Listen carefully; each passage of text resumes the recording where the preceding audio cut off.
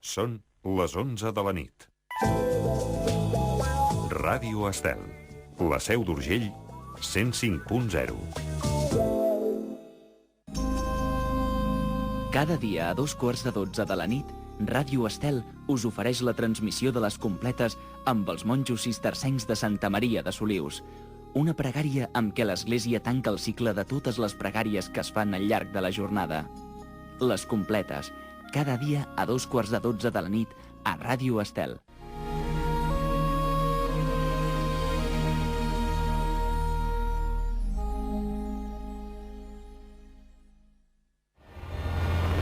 En qualsevol moment, qualsevol de nosaltres pot fer un pas en fals, caure al buit.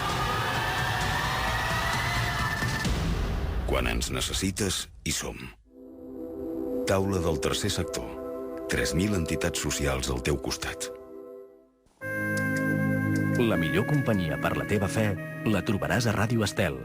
Sintonitza amb nosaltres i gaudeix dels serveis de pregària i espiritualitat que emetem diàriament, així com l'actualitat dels bisbats catalans, les notícies des del Vaticà i les eucaristies dels diumenges des de Barcelona i Montserrat. Perquè a Ràdio Estel t'acompanyem en la fe. Perquè a Ràdio Estel sintonitzem amb tu. Les últimes notícies, avançaments dels programes, el santoral, les enquestes, els concursos... Exprimeix Ràdio Estel tant com vulguis a les xarxes socials. Si vols saber-ho tot, nosaltres estem en tot. facebook.com/Ràdio Estel BSN i twitter.com/Ràdio Estel. Busca'ns, connectarem amb tu. Ràdio Estel. Església d'Urgell, una mirada a la diòcesi d'Urgell. Bona nit a tots i benvinguts siguin un diumenge més al programa Església d'Urgell, on trobaran informació religiosa del Bisbat d'Urgell. Avui hem pensat d'oferir-los, com a tema central i monogràfic, una entrevista a fons i conjunta amb el director del monestir de les Avellanes, a Os de Balaguer, la Noguera, i amb el germà Antoni Salat, de la comunitat d'acollida dels germans maristes del monestir de les Avellanes, com a inici d'una nova etapa en aquesta institució, amb motiu de la clausura dels actes per a celebrar el 850 aniversari del monestir i la restauració del seu claustre romànic.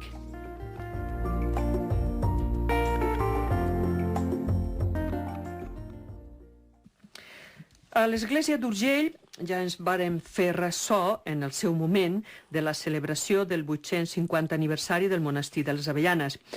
Ara en voldríem parlar de com ha estat aquesta celebració, incloent-hi la restauració del claustre i altres activitats. I per a fer-ho, contem amb la presència aquí als nostres estudis de Ràdio Principat a la Seu d'Urgell, amb en Robert Porta, que és director del monestir de les Avellanes. Hola, bona nit. Bona nit, ja. Robert, moltíssimes gràcies per tornar a ser aquí i parlar-nos novament del monestir de les Avellanes. Ho agraïm molt. A vosaltres per convidar-nos. I també contem amb la presència del germà Antoni Salat, de la comunitat d'acollida dels germans maristes del monestir de les Avellanes. Hola, bona nit. Bona nit.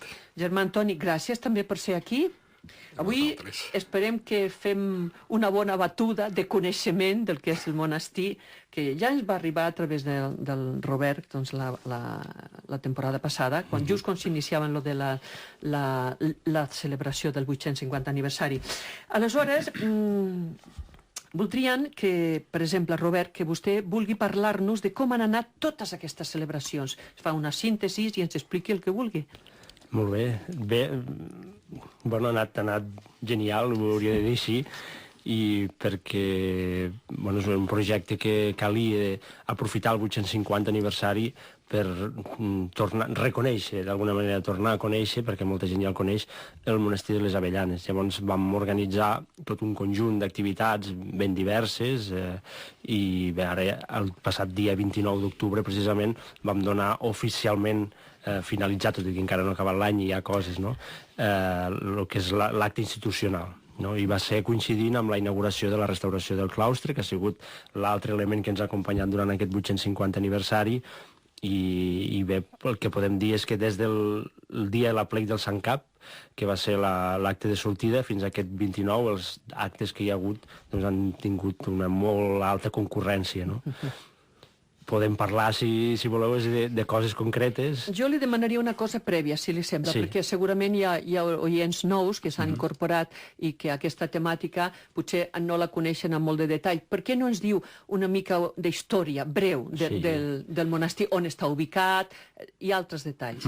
Sí, l'ubiquem, estem aquí a Catalunya, a la província de Lleida, i concretament a la comarca de la Noguera, municipi d'Os de Balaguer, monestir de Santa Maria de Bellpuig de les Avellanes, bisbat d'Urgell, i aquest monestir, com hem dit, fa 850 anys, per tant va ser fundat al segle XII, a 1166, pels canonges regulars premonstratesos i recolzat pels comtes d'Urgell. Per tant, estem, si fem una visió ràpida de la història, en la casa espiritual del comtat d'Urgell. Per tant, dintre del bisbat d'Urgell també som, com a casa religiosa, una de les cases importants.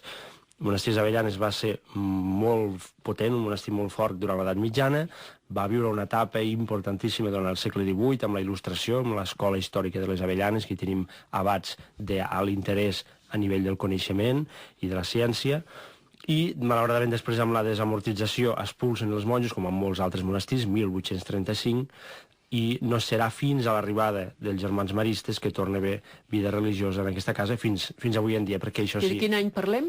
Els maristes arriben en 1910 i és el que fa que avui siguem un monestir viu a nivell... O sigui, gràcies a la comunitat de maristes, això té vida. Té vida, sí, aquesta és la paraula, sí.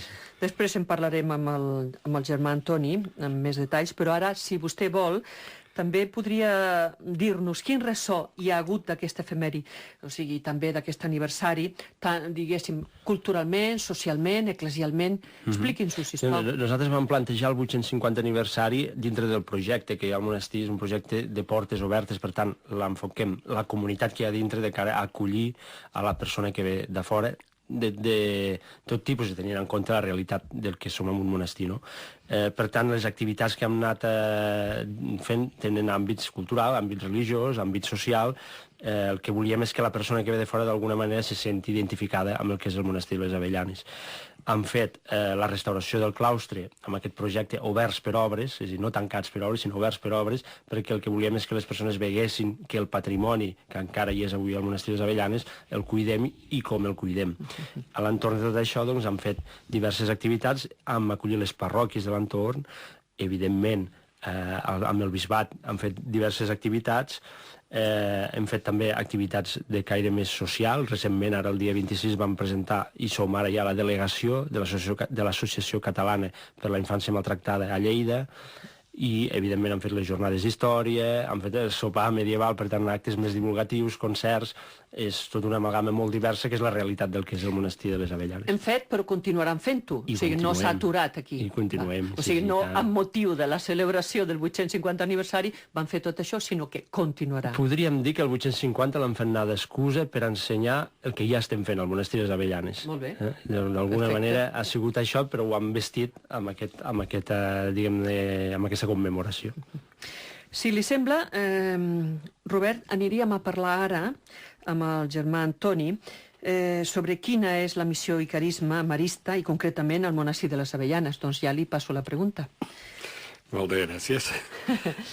Bé, nosaltres arribem a les Avellanes, com ha dit molt bé el Robert, a l'any 1910, després de la Setmana Tràgica de Barcelona, perquè ens cremen el seminari que teníem a Sant Andreu de Palomar. Llavors, bé, es busca un lloc per als seminaristes, els nostres seminaristes, de germans maristes, i el director de Lleida coneix Avellanes. En aquells moments està en estat ruïnós, i, bueno, ho van a visitar 2 o 3 vegades amb el Consell Provincial d'aquell moment, i finalment es decideixen. Comencen a recuperar la casa per etapes, es construeix una part d'edifici nou i la casa es dedica sobretot a la formació. O sigui, ja entre els 13 i els 19 anys, el juniorat, que serien els més petits, el noviciat, postularitat i noviciat, que és l'etapa, diguem, crucial de formació religiosa marista, i després l'escolasticat. El juniorat i l'escolasticat van variant de que estigui a les Avellanes o no, sobretot l'escolasticat, que serien els més grans ja per preparar-se per treure's el títol de mestre. El noviciat sempre es manté a Avellanes, com a tal. Per tant, diríem, el centre crucial de la casa és el noviciat. Amb aquestes arribem fins als anys 70, 73, 74, en què la casa es comença a obrir una mica i es fan trobades ja per recessos, per nois. Es comencen amb les Pasques, la Pasqua Jove, la Pasqua Scout, i tota una altra sèrie d'activitats, de trobades de pares i de més. Amb això, arribem al 95, 97, més o menys, en què l'etapa de formació s'acaba a Avellanes, ajuntem tots els seminaristes, pròpiament els del noviciat, de tota Espanya a Sevilla, primer amb altres indrets, després a Sevilla, i amb això es planteja què passa amb la casa. Clar, en aquests moments hi ha dues alternatives. O la tanquem o la reconvertim. I finalment optem per reconvertir la casa en una hostatgeria oberta, en els dos sentits. O sigui, una part d'hostatgeria i de restaurant pròpiament, que explicarà després el Robert, sí, i una part de comunitat d'acollida. Llavors, la casa també ha tingut sempre la comunitat de germans grans.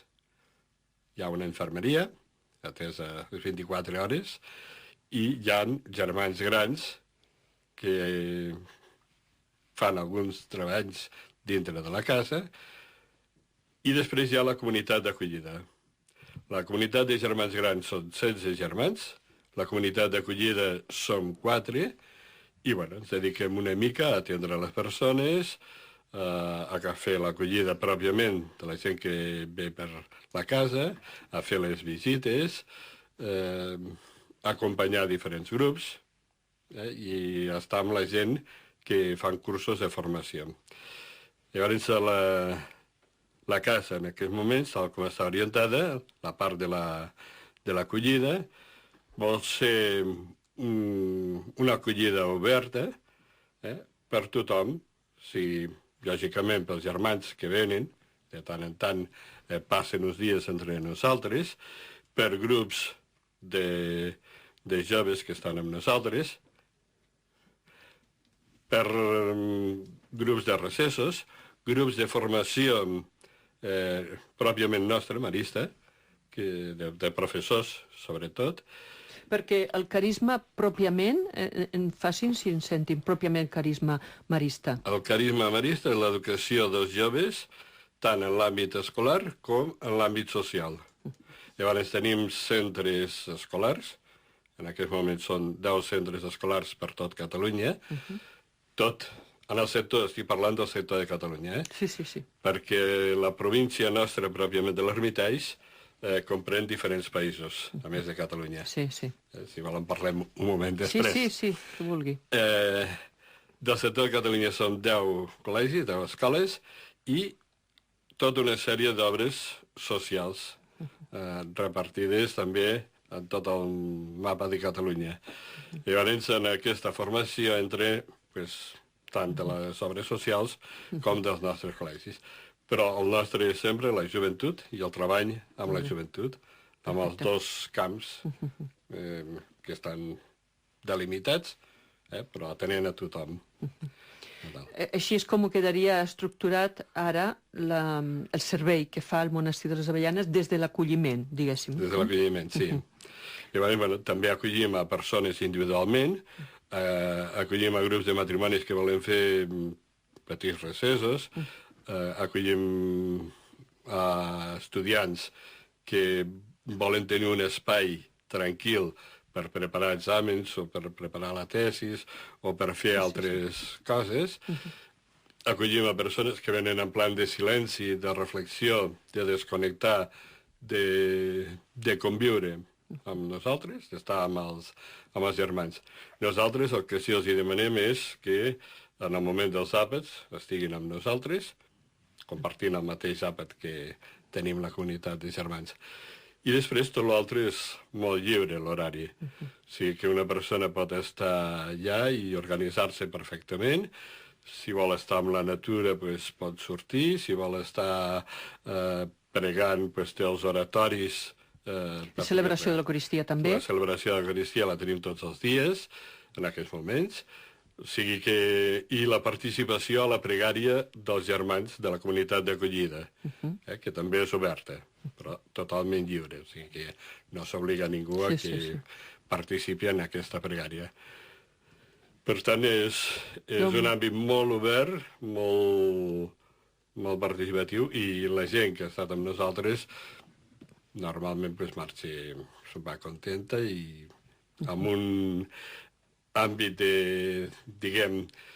de pau, de serenitat que ha pogut trobar allà a casa nostra. Un ventall ben gran de possibilitats vull dir, entre cometes, de fer ús del monestir, de debò. Sí, tenim unes habitacions que són més senzilles. Són individuals, Són individuals. Hi ha un parell o tres de dobles, ara en aquests moments, a la part de l'acollida, que és diferent de la part d'hostatgeria i del restaurant. Llavors es fa la vida en aquestes habitacions, que tenen el servei i ho tenen tot complet, mengen amb nosaltres i després es distribueixen el dia com volen, o si es volen sortir, si volen fer visites, això ja depèn una mica de cadascú. I si volen també, algunes persones es demanen que els ajudem, que els acompanyem una mica o que els orientem, llavors també ho fem. El que no fem són xerrades en plan de... O sigui, això seria pròpiament la comunitat acollida que se'n cuida. Ara, el que és l'hostatgeria, ens en parla en Robert.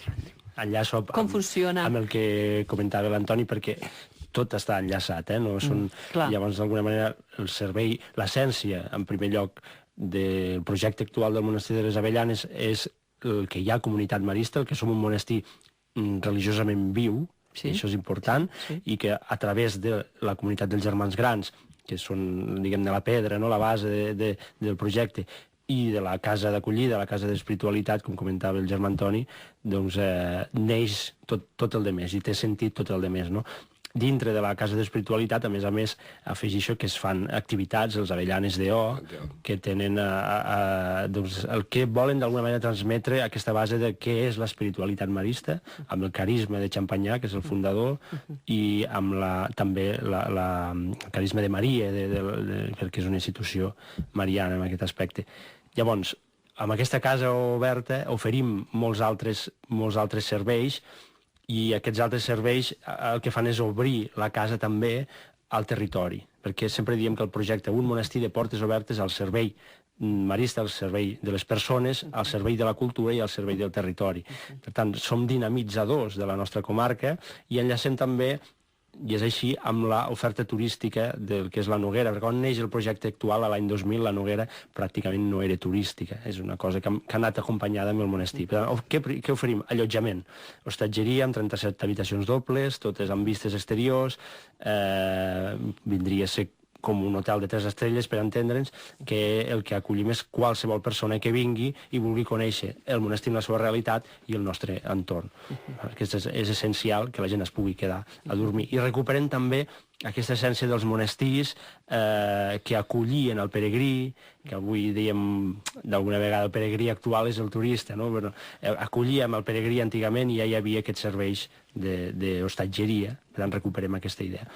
Evidentment hem de donar aliment, hem de donar pensió a aquestes persones i amb això tenim el restaurant El Claustre, que la seva sala està al costat del claustre romànic, sempre amb molta delicadesa de no banalitzar, no perdre aquesta essència del que és un monestir, però la gent tenim un servei de cuina pròpia on el que fem és cuina tradicional de la nostra comarca i que la gent marxa molt contenta amb aquest aspecte. Després, com a monestir, lloc d'innovació, lloc d'interiorització, lloc de creació, tenim les sales amb el centre de reunions del Montsec. Tant sí que ens venen molts germans maristes, moltes escoles, moltes altres congregacions, per exemple els jesuïtes, que ens venen professors a fer reunions allí, el bisbat, la Generalitat, empreses privades que venen i fan el contrari, mira, t'ho diré. quan anem a Barcelona, espai de congressos, Barcelona, però congressos moltes vegades es pensa més en el que t'oferirà Barcelona que en el que anem a fer en aquell congrés. I en canvi a Avellanes el que tenim és que et pots concentrar, tens un espai d'alguna manera aïllat amb l'entorn que significa la natura, tens un espai per a centrar-te en allò que vas a reunir-te, en aquest equip que vas a fer, i després marxar i tornar a la vida normal. Anem amb aquesta idea, no? Sí, sí. Hi ha els arxius, hi ha tota la vessant cultural que es representen els monestirs, i que en aquest cas nosaltres acollim el llegat històric del patrimoni documental marista, l'Arxiu Gavín, centre de documental especialitzat en cultura popular i religiosa de Catalunya, les biblioteques. Actualment acollim la biblioteca especialitzada en bon i maltractament de la infància, amb l'Associació Catalana per la Infància Maltractada, la Casa de Colònies, perquè com a lloc marista hem d'acollir a la joventut, a les famílies, i tenim la Casa de Colònies Quatre Vents, i a partir d'aquí visites guiades, la cuidar el patrimoni, conèixer tota aquesta història del monestir perquè ens sigui útil avui en dia. He anat molt de pressa, però molt bé, és aquesta essència del que és el monestir de les Avellanes, pensat en acollir a la persona i que la persona s'hi senti realitzada. Germà Antoni, vostè abans ens ha parlat de que volia comentar-nos alguna cosa referent a la de la província de l'Hermitage. Hi ha res que vulgui aportar en aquest context que ens deia? No, bueno, és que quan he parlat del sector de Catalunya, el sector de Catalunya és una part de la província pròpiament nostra, marista, de l'Hermitage. Nosaltres, el 2003-2004, ens vam ajuntar tot França, la part d'Algèria, la part de Hongria, Grècia i algun germà més que tenim distribuït en una sola província. O sigui, de fet, van fer una reestructuració d'Europa i tota Europa, que hi havia més de 15 províncies, van quedar amb 5 províncies. I Catalunya va passar amb aquest altre sector, sobretot de França. Per això tenim molt intercanvi i moltes trobades amb persones tant de Grècia com d'Hongria, com d'Algèria, com d'aquí de Catalunya, a les Avellanes i, bueno, dels nostres que van també a diferents indrets d'allà. La casa provincial en aquest moment la tenim a Lió. I tenim la casa mare, que és molt important, que és on va néixer la institució a l'Hermitage, que està a prop de Lió. O sigui que una mica tot el conjunt marista, bressol marista, el tenim dintre de la província de l'Hermitage. Molt bé, doncs ens alegrem molt de conèixer molt més aquesta gran institució de l'Església, que la gent, els oients nostres són gent d'Església, per tant ho coneixen, però mai està de més explicar detalls d'aquests que vostè acaba d'explicar. Per exemple, una servidora desconeixia amb tant detall tota aquesta explicació que vostè ha fet, per això que ho agraïm. Volia afegir també que hi ha comunitats religioses que demanen vindre a passar uns dies durant l'estiu amb nosaltres i, bueno, de fet aquest any han vingut unes quantes de diferents institucions. Ha quedat prou clar que estan molt oberts a acollir tothom, ha quedat molt clar. Ara continuem sent clars. Una celebració així i una restauració del claustre, qui ha col·laborat econòmicament i perquè això s'esdevingui així, perquè sigui possible, i què més s'hi pot fer? Robert, si vostè... Sobre el claustre, germà Antoni... Doncs germà Antoni, en part del claustre, vostè. A veure... Després ja explico el... Sí, complementes. Bé, el claustre està possible certament per una ajuda que hem tingut del Ministeri de Foment, que ha col·laborat amb el 75%, i la resta, el 25%, de la institució marista i germans maristes de la província, no? Ens hem anat al voltant d'uns 470.000 euros per fer tota aquesta obra, perquè no es tractava tan sols del claustre, sinó que hi ha hagut una sèrie de qüestions problemàtiques tècniques, per exemple l'aigua, que hem tingut que canviar totes les vessants de l'aigua, que en principi tot anava al claustre, l'hem tingut que passar a l'interior a través de les parets. Clar, això ha suposat una obra molt seriosa perquè hem tingut que canviar totes les vessants de les terrasses, s'ha tingut que impermeabilitzar tot de nou. A més, el claustre havia sofert moltíssim al llarg d'aquests anys, ja sigui per l'aigua, ja sigui per altres elements, com unes capes que s'havien posat de protecció de cote gran, que a la llarga va resultar perjudicial, i ja sigui per la mateixa humiditat, que entrava fins al peu del vessament del claustre. Llavors, retirar tot això ha estat molt costós. I després hi ha hagut una part, pròpiament, ja de restauració tècnica de la pedra del claustre, per tant, de totes les columnes, dels vessaments, dels capitells, que això s'ha hagut de fer amb làser perquè la pedra és tan porosa i que si s'hagués fet d'un altre sistema l'haguéssim fet molt bé. O sigui, potser l'haguéssim netejat en un primer moment, però no ens hagués durat tant. En canvi, amb aquest altre sistema del làser s'ha pogut fer puntet a puntet, per dir-ho d'alguna manera, però sense maltractar la pedra. I ara que es veu tot el conjunt, veritablement ha anat molt bé i ha quedat molt bé el claustre. I després hem netejat les parets, hem tret tot el cote gran i hem recuperat la visió, diguem, del pas de la història dels anys en el claustre. No s'ha volgut fer és recuperar la forma original, de dir, ara fem un claustre i presentem un claustre quasi nou. No, s'ha respectat tot el que ha desfet el temps, però sí que s'ha segellat, s'ha protegit tot el que és i s'ha tractat tota la pedra en si. Doncs ara, Robert... Sí, comentant, enllaçant amb el que diu el germà Antoni, és a dir, aquí que hem fet, hem restaurat patrimoni del monestir Les Avellanes, patrimoni en aquest sentit perquè el puguem valorar com a tal, com un valor artístic, com un valor històric, i a la vegada, com a monestir actiu, un claustre és el cor del monestir Les Avellanes, per tant, tot el que ens pugui aportar el passejar per aquest claustre a nivell més espiritual, més d'oració.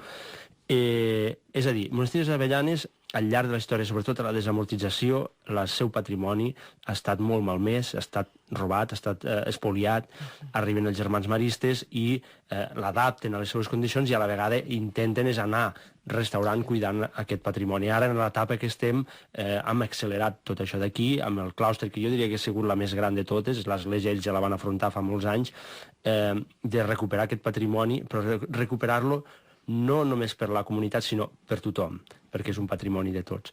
Llavors, a poc anem fent aquesta recuperació de patrimoni o col·laborant amb altres institucions que tenen aquest patrimoni. Que això val molts diners, això costa molt. També les activitats que fem a nivell cultural, a nivell social, de col·laboració, són projectes que necessiten finançament i amb això sí que a vegades demanem la col·laboració de tots aquells que vulguin perquè puguem anar continuant cuidant aquest projecte al servei de tots. Sí, perquè clar, les activitats, com vostè diu, és veritat que això porta molta despesa. Molta despesa. Sí. Fer venir persones d'altres llocs, d'altres indrets, de tot arreu. Òbviament, convocar gent, en fi...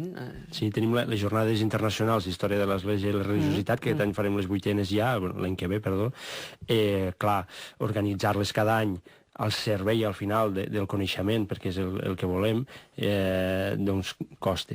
Llavors necessitem, ja busquem molt, no?, la col·laboració de tots, perquè al final fem un servei per a tothom, no?, per al territori. Sí.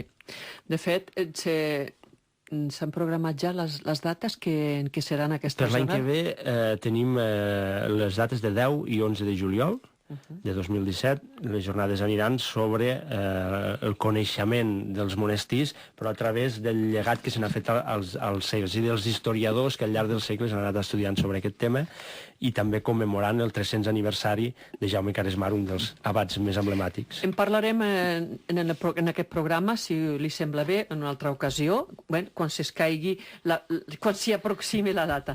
Molt bé, doncs molt agraïts de debò aquí a Església d'Urgell, al Robert Porta, director del Monasteri de les Avellanes, i al germà Antoni Salat, de la comunitat d'acollida dels germans maristes del Monestir de les Avellanes. Gràcies a tots dos, bona nit i fins una altra. Moltes gràcies. Moltes gràcies. Amb aquest monogràfic sobre el monestir de les Avellanes ens acomiadem aquest diumenge de tots vostès. L'Àlex Alsina ha estat al capdavant dels controls. Maria Marín, qui els parla, dirigeix i presenta Església d'Urgell. Que passin una bona setmana. Ens retrobem amb vostès, si ho desitgen, diumenge vinent, per a oferir-los més informació religiosa sobre la diòcesi d'Urgell. Adéu-siau.